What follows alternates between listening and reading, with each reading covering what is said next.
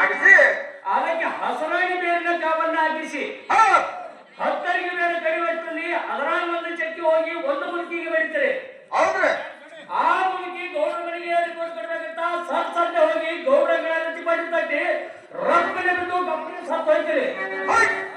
ಎಂತ ಗಿಡಗೇಡಿ ಕೆಲಸ ಮಾಡುವ ಸುಂದರ ಸಾರಥಿ ನನಗನ್ನುತ್ತಾರೆ.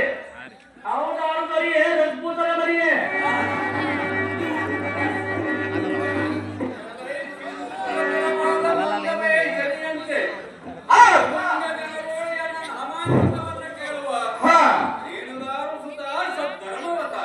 ಓಹೋ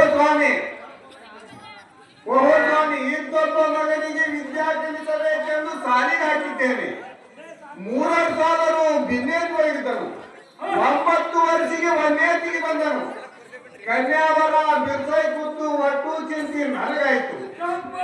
ಕನ್ಯಾ ತೆಗಿಬೇಕಂತ ಕಣ್ಣಿಗೆಲ್ಲ ಕೇಳ ನಮ್ಮೂರಾಗ ಹ್ಯಾಂಡಿಲ್ಲ ಕೇಳಿದ್ರು. ನಾಗಳು ತುರ್ಪುರ ನಮ್ಮೂರಾಗ ಹ್ಯಾಂಡಿಲ್ಲ ಕೇಳಿದ್ರು. ಮಾಷಾದಾಗ ಮಧುಗುಡಿ ಅಂತ ಹೇಳಿದ್ರು. ತಕ್ಕರು ತೆಲಿ ಭಕ್ತದ ಗಂಡ ಮೂಗಂತ್ರ ಮೊದಲೇ ಇಲ್ಲ. ಅರ್ಧ ದಂಡಿನ ಆಕಾರ ಇದ್ದಿತ್ತು.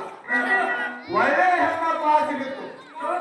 ಕಾರಣ ದಿನ ಕರ್ಕೊಂಡು ಬಂದ ಕಡಬ ತುಪ್ಪ ಕಡ ಮಾಡದ. ಬಡವರ ಭಾಷೆಗೆ ಕೂಡಿ ಬಂದದ ಅಕ್ಕಿಗಳು ಹಾಕಿ ಊಟ ಮಾಡಿ ಹೋಗೆಂದು ನಿಮಗೆ ಆಣಿ ಹಾಕಿ ಹೇಳುವಂತ ಬಲ್ಲಂತ ಸಾರಥಿ ಎಣ್ಣೆಯನ್ನವರು ಕಾಮರಾಜ ರಾಜ್ಯ ರವಿಬಂಡಿ ತೇಜ.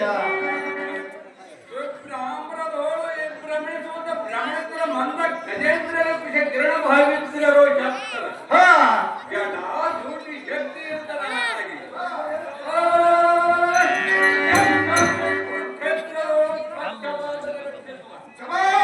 ಶಕ್ತಿ ರಕ್ಷಿಸಲಗರಿ ದೇಶ ಆಧಿಪತಿಯಾದ ಕರುಣ ಕಟಾಕ್ಷರಿಯನ್ನು ಎನ್ನ ಅಷ್ಟದಿಕ್ಕಿನೋ ಶ್ರೇಷ್ಠತರವಾದ ಮಚ್ಚಾನಗರವನ್ನು ರಾಜರಾಜನೆಂದು ಸಾರನ್ನು ಸರವಳಿಗಿಟ್ಟಿರಲಿ. ವಿರಾಟನಾದ ಬಹಳ ಚಂದವಾಯಿತು. ಈ ಕುರಿತಂತ ಮಂದಿಗೆಲ್ಲ ಬಹು ರಮ್ಯವಾಗಿ ತೋರಿತು. ಸಾರಥಿ ತಮ್ಮ ಮೇಲ ಮಂದಿರವನ್ನು ಬಿಟ್ಟು ಈ ಸಭಾ ಮಂದಿರಕ್ಕೆ ಬಂದ ಕಾರಣವೇನಿರುವುದೇ? ಮೇಲ ಮಂದಿರವನ್ನು ಬಿಟ್ಟು ಸಭಾಕ್ಕೆ ಬರುವ ಕಾರಣವೇನೆಂದರೆ ಮನಗೊಳಿಸುವ ಸುಂದರಿಯ ಸರವಿನ ಗಂಧರಿ ಸುಂದರಿಯಾದ ಚಂದ್ರವದನಿಯಾದ ಸುದೃಷ್ಟಿಯಾಗಿ ಬೇಗನೆ ಕಲಿಸುವಂತವನಾಗಲ್ಲ ಈ ಸಾರಥಿ. ಅತಿ ಜಾಗೃತಿ ಕರ್ಕೊಂಡ್ಬರ್ತ ನೋಡುವಂತವನಾದ್ರಿ.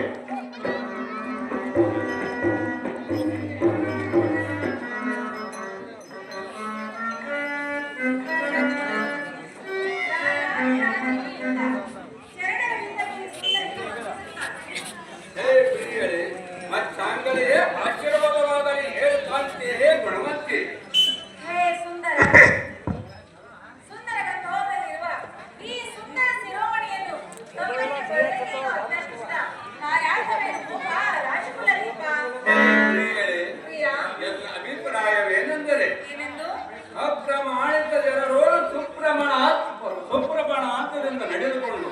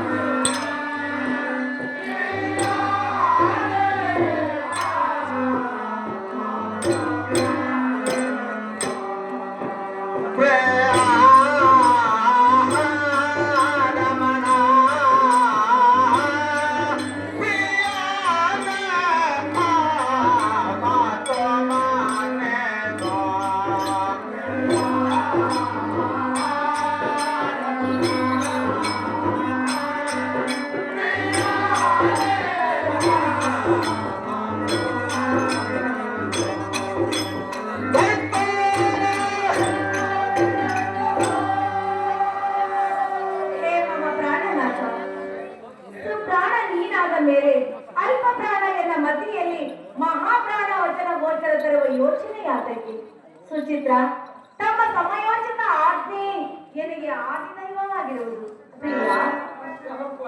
ಪ್ರಿಯ ಅಸಮಾಕ್ಷ ಪರಶಿವನು ಅಸಮಾಕ್ಷ ಕಾಲದೋಳು ವಸತಿಯೋಳು ಅತಿಶಿಯಾಗಿ ಹಸಿದು ಬಂದವರಿಗೆ ಅನ್ನವನ್ನು ಇಟ್ಟು ಎಸೆದು ಆದಿನ ಪ್ರಕಾರ ಭೋಜನ ಮಾಡಿಸಬೇಕೆಂಬ ಆಸೆ ಸಂಪೂರ್ಣ ಮನಸ್ಸಲ್ಲಿರುವುದು.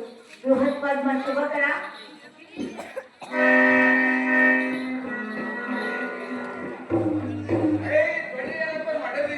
ಪ್ರಾಣವಲ್ಲವಾ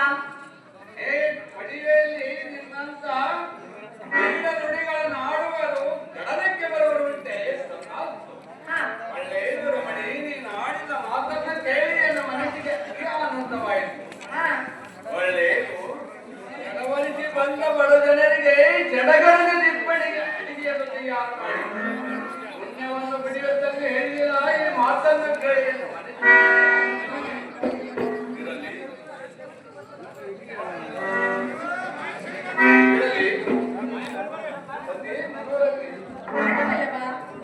ಹೇ ವಸತಿ ಪಾಲ, ಅನ್ನವನ್ನಿಟ್ಟರೆ ಪುಣ್ಯವೆಂದಾಗಲಿಲ್ಲ. ದೇಶವನ್ನು ಬಿಟ್ಟು ಪರದೇಶಿಯಾಗಿ ಬಂದವರಿಗೆ ಮಂದಿರ ವಾಸವನ್ನಿಟ್ಟು ರಕ್ಷಿಸಬೇಕು. ಮಾಯಾಮಯ ಅಸ್ಥಿರ ಲೋಕದಲ್ಲಿ ಸುತ್ತಲೂ ಧ್ಯಾವ ಬಂದರೆ ಈಶಾನ್ಯ ಜ್ಞಾನವೇ ಸೊತ್ತು. ಹೇಗಾದರೂ ಬಂದವರ ಚಿತ್ತ ಸ್ವಸ್ಥ ಮಾಡುವುದು ರಮಣ ಕರ್ಪಣ ಬೇಡ. ರಮಣ, ನೀನು ಈ ವೇಳಕ್ಕೆ ರಾಣಿವಾಸಿಗೆ ತೆರಳುವಂತ